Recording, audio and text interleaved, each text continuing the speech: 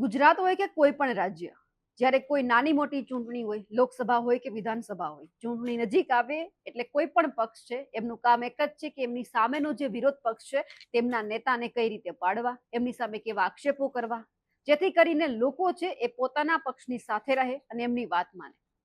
પણ અત્યારે જ્યારે ગુજરાતની અંદર સ્થાનિક સ્વરાજની ચૂંટણીના ક્યાંક વાવડ હતા, એવી વાત હતી કે તારીખ જાહેર થવાની છે અને એ જ સમય દરમિયાન આપણે જોયું કે અમરેલીમાં એક કાર્યક્રમ હતો અને એ જ કાર્યક્રમની અંદર ભાજપ અને કોંગ્રેસના નેતા છે એક મંચ ઉપર દેખાયા.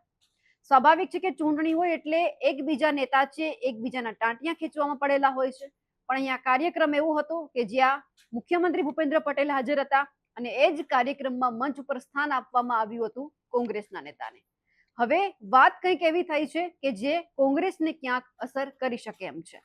નમસ્કાર, આપ જોઈ રહ્યા છો નિર્ભય ન્યૂઝ અને હું છું આપની સાથે રિદ્ધિ.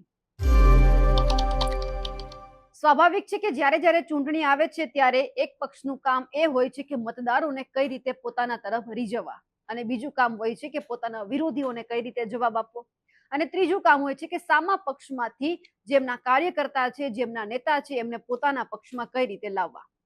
હવે ગુજરાતની અંદર સ્થાનિક સ્વરાજની ચૂંટણી અત્યારે જાહેર તો થઈ ચૂકી છે, પરંતુ જ્યારે ખાલી વાત હતી કે ગુજરાતમાં સ્થાનિક સ્વરાજની ચૂંટણી યોજાવાની છે અને એ જ સમય દરમિયાન જ્યારે તારીખ જાહેર નહોતી થઈ અને અમરેલી જિલ્લાની અંદર જે લાઠીના મતીરાડા ખાતે પીપરિયા નદીના પ્રકલ્પ કાર્યક્રમમાં મુખ્યમંત્રીનું એક સંબોધન સામે આવ્યું કે જે કાર્યક્રમ હતો એ જ કાર્યક્રમની અંદર ભારતીય જનતા પાર્ટીના તમામ ધારાસભ્ય છે હાજર હતા, એક મંચ ઉપર બેઠા હતા.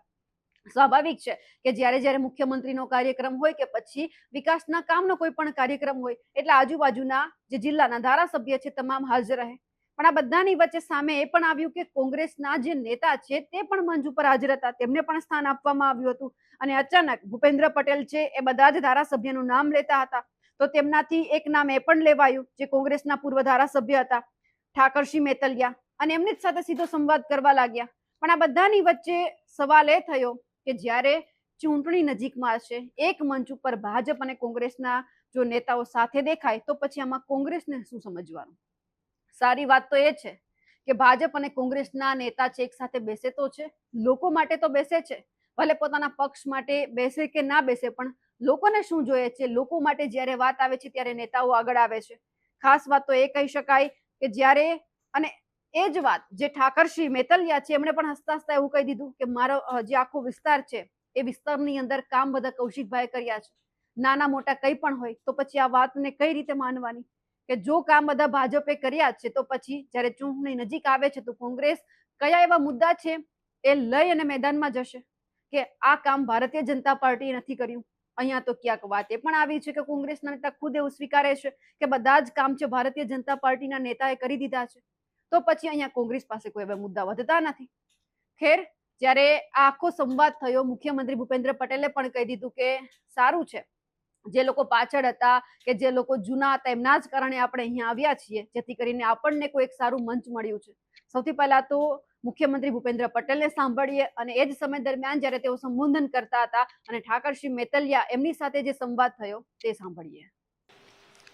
અને ધોળકિયા ફાઉન્ડેશનના સંયુક્ત પ્રયાસોથી પીપરિયા નદી પુનર્જીવિત પ્રકલ્પ ખાતમુહૂર્તના કાર્યક્રમમાં આપણી સૌની સાથે મંચ ઉપર ઉપસ્થિત મારા સાથી મંત્રી શ્રી ઈશ્વરભાઈ પટેલ, શ્રી કૌશિકભાઈ વેકરિયા, મારા સાથી ધારાસભ્ય શ્રી જનકભાઈ તળવિયા, મહેશભાઈ કસવાલા, ધોળકિયા ફાઉન્ડેશનના શ્રી સવજીભાઈ ધોળકિયા, જિલ્લા ભાજપ પ્રમુખ શ્રી અતુલભાઈ કાનાણી, પૂર્વ ધારાસભ્ય શ્રી કાકરસિંહભાઈ મેતલિયા,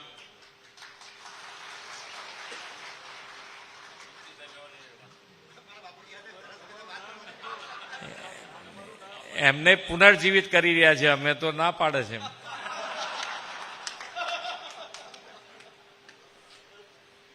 અમે ત્યાં અહીંયાથી નીકળ્યા ત્યારે જ કૌશિકભાઈ યાદ કરીને કીધું કે આ તમારું ગામ છે, તમારું પ્રોપર.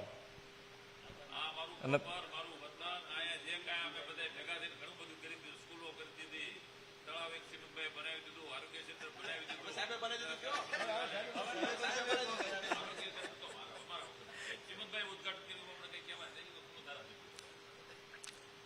આપણે કોઈને માટે એવું નથી કે ભાઈ કોઈએ અહીંયા સુધીને આપણે પહોંચ્યા એટલે જૂના બધાનો આપણે આભાર જ માનવો પડે. ભાઈ પહોંચવા દીધા ને, એમનો આભાર.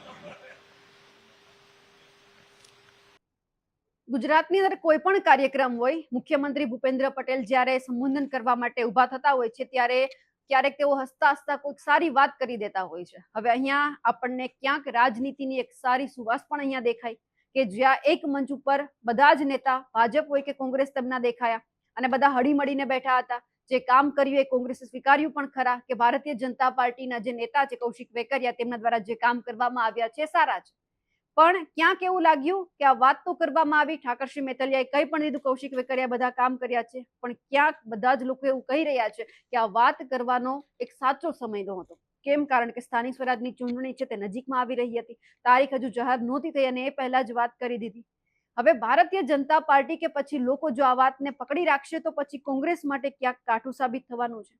કોંગ્રેસ પાસે મુદ્દા આમ ખૂબ ઓછા છે, એમાં પણ ક્યાંક એક રસ્તો બતાવી દીધો છે એમના જ નેતાએ કે ભારતીય જનતા પાર્ટીએ કામ કર્યા છે, તો પછી કોંગ્રેસ પાસે વધારે કોઈ મુદ્દા છે વધતા નથી કે જે લઈને મેદાનમાં જઈ શકે.